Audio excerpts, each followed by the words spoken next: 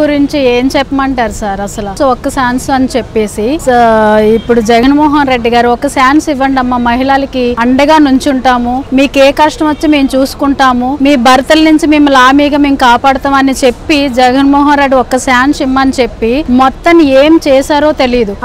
ఆడవాళ్ళ జీవితాలన్నీ అల్లగొల్లంతలం అయిపోయాయి. చిన్న పిల్లల దగ్గర నుంచి ముసలి వాళ్ళ దగ్గర నుంచి వయసుల దగ్గర ఇంక ఈ వయసు ఆ వయసు అని లేదు. ఇప్పుడు ఈ తాగుడికి ఇప్పుడు జగన్మోహన్ రెడ్డి గారు వచ్చిన తర్వాత కల్తీ మందు ఎక్కువ తయారు చేసిన వల్ల మందు రేట్లు పెంచుతానని చెప్పేసి ప్రతి వాళ్ళకి కల్తీ మందు పెట్టేసి ఇప్పుడు వాళ్ళు ఇష్టం వచ్చినట్టు తాగేసి, చిన్న పిల్లలు అనలేదు పెద్ద పిల్లలు అన్నది ఎవరు అనలేదు, తాగి కళ్ళు మొత్తుమేట రోడ్డు మీదకి వచ్చి తాగేసి అందరినీ ఏదేదో చేస్తున్నారు. రౌడీ యుద్ధం ఒకటి ఎక్కువైపోయింది.